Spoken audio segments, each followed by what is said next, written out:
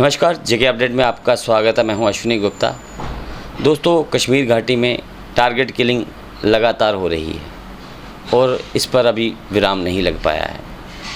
हालांकि अगर बात करें तो केंद्र सरकार द्वारा पूरे प्रयास किए जा रहे हैं कि कश्मीर घाटी में जो टारगेट किलिंग का दौर शुरू हुआ है उसे किसी प्रकार से कंट्रोल किया जा सके। लेकिन इस टारगेट किलिंग की वजह क्या है, ये जानने के लिए हमारे साथ यहाँ पर मौजूद हैं पूर्व उप मुख्यमंत्री कुविंद्र गुप्ता जी। उन्हीं से हम जानकारी लेंगे कि आखिर क्या कारण हुए कि अभी एकदम से कश्मीर घाटी में जो टारगेट किलिंग शुरू हुई है।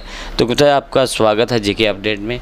ये बताएं कि आखिर क्या वजह है जो एकाएक से अब टारगेट किलिंग कश्मीर घाटी में शुरू हो चुकी है। देखिए, इस बात के लिए हमें थोड़ा इतिहास में जाना होगा। पिछले 30 साल से मिलिटेंसी पूरे जोर पर है और जिस प्रकार से सरकारें रही उनका भी जिस प्रकार से कड़ा रुख होना चाहिए था उसमें कमी थी। एक समय आया जब टेररिस्ट द्वारा नंगा नाच वहाँ पर किया जाता रहा। विस्थापन भी उसका मेन कारण था। वो लोगों को भी ध्यान में रखना होगा जो सरकारों ने मिलिटेंट्स के प्रति एक सहज तरीके से जब भी दिल किया उनको बुलाया, उनसे बातचीत की। पाकिस्तान का एजेंडा यहाँ पर जारी करने वालों के लिए नरमी रखी। अगर इसको इनिशियल स्टेज पर रोक दिया जाता तो शायद इस तरह के हालात ना बनते। धारा 370 टूटने के बाद पिछले 2 वर्ष में लगभग 500 मिलिटेंट्स को मार गिराया गया है। कश्मीर में रोज़मर्रा की पत्थरबाजी नहीं होती है। कश्मीर में पाकिस्तान के झंडे नहीं चढ़ते हैं। हवाले का पैसा जहाँ से भी बहुत कमी आई है। इस प्रकार के लोगों के अकाउंट्स भी सील किए गए हैं। इनकी सिक्योरिटी वापस ली गई है। इनको जो एक्स्ट्रा फैसिलिटीज़ मिलती थी पुरानी सरकारों द्वारा उनको ख़त्म किया गया। जो कैलेंडर जारी करते थे हुर्रियत के लोग, आज उनकी ज़ुबान बंद है। कुल मिलाकर के घाटी में एक शांति का माहौल बना, इसमें जुटलाया नहीं जा सकता। पिछले लगभग 20 दिनों से जिस प्रकार से 7 हत्याओं का होना, उसमें राहुल भट्ट भी हैं, उसमें सैफुल्ला खान भी हैं, उसमें पुलिस के जवान भी हैं, तो लगातार घटनाओं के होते औरतों को मारना, बच्चों को मारना, कितनी कायरतापूर्ण बात यह है कि उन्होंने अपनी रणनीति बदली है, डिज़ाइन चेंज किया है। उस डिज़ाइन के चलते एक माहौल खौफ का पैदा हुआ। अब उन लोगों को यूज़ किया जा रहा है। पाकिस्तान को पता है हम घुसपैठ के माध्यम से लोगों को नहीं जीत सकते। अगर किसी तरह से वार होती है तो हम भारत से नहीं जीत सकते। वो सर्जिकल स्ट्राइक भी करते हैं। उन्होंने एक नया तरीका अपनाया। स्थानीय युवकों को जिनका कोई क्रिमिनल रिकॉर्ड नहीं है उनको इस प्रकार से यूज़ किया जाना, छोटे हथियार के साथ वार करना। और आज भी वहाँ पर ऐसा माहौल है। इस प्रकार के जो एलिमेंट्स हैं उनको स्थानीय लोग कहीं ना कहीं छुपाते हैं। अभी जो पिछले दिनों बैंक मैनेजर की हत्या हुई, क्या मोटरसाइकिल लेके लोग बाहर से भागे, उसका नंबर नोट किया जाना चाहिए था या नहीं, और किया भी होगा, लेकिन उन लोगों ने नहीं बताया। ये सारी परिस्थिति है। इस परिस्थिति में केंद्र सरकार की जहाँ तक इच्छा शक्ति है उसमें कोई कमी नहीं है। सुरक्षा बलों जो अपना शहादत दे करके भी वहाँ काम करते हैं, इसको भी झुठलाया नहीं जा सकता। डिज़ाइन चेंज किया है। अब केंद्र सरकार ने गृह मंत्रालय के माध्यम से जो मीटिंग्स ली हैं, उम्मीद करनी चाहिए कि अच्छे रिजल्ट निकलेंगे। आपके कहने का मतलब है कहीं ना कहीं जो टारगेट किलिंग जो हो रही है उसको स्थानीय लोग ही समर्थन दे रहे हैं कहीं ना कहीं, क्योंकि टारगेट किलिंग बिना स्थानीय सहयोग के संभव नहीं है। जो टारगेट लेके आया है उसको पता है, नाम पता है, स्थान पता है, कब वो अकेला होगा, कैसे होगा।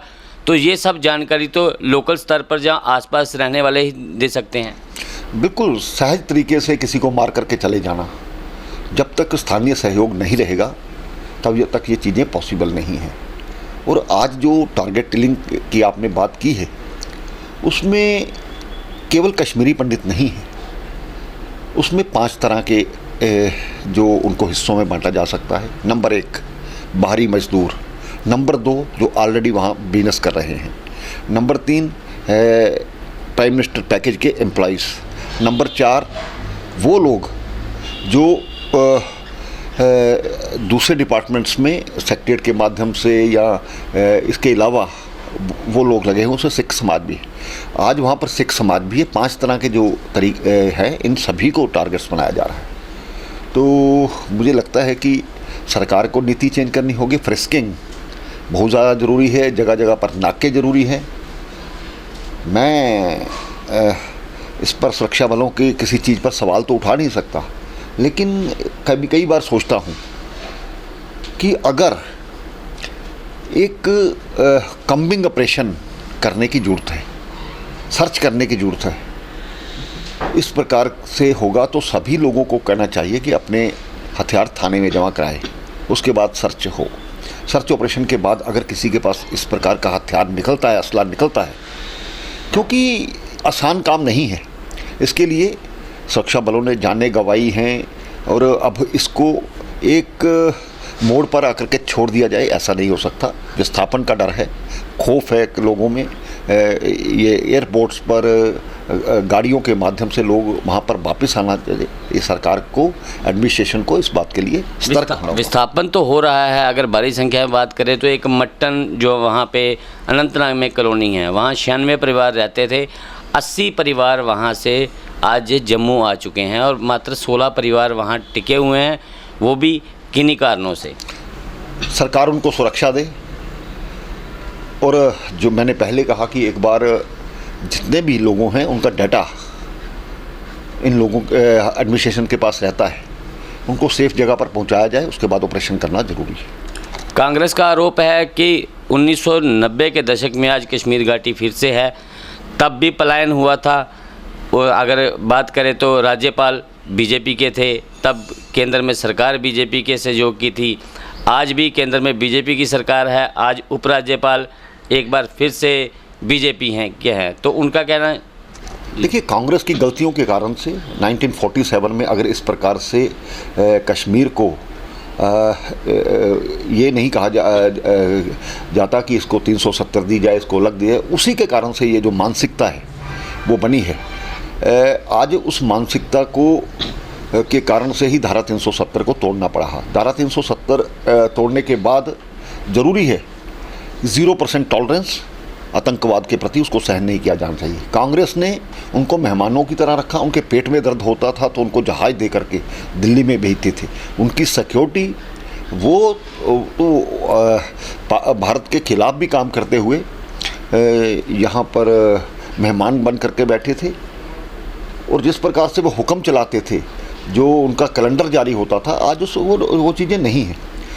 कांग्रेस से सर्टिफिकेट लेने की भारत सरकार को जरूरत नहीं है। कांग्रेस जैसे लोग, मणिशंकर अय्यर, दिग्विजय सिंह, शशि थरूर और ऐसे बहुत से ऐसे लोग हैं जो जाकर के पाकिस्तान की भाषा बोलते हैं, सर्जिकल स्ट्राइक पर सवाल उठाते हैं, देश के प्रति उनको कोई नहीं है, चाइना में जाकर के सौदे करते हैं।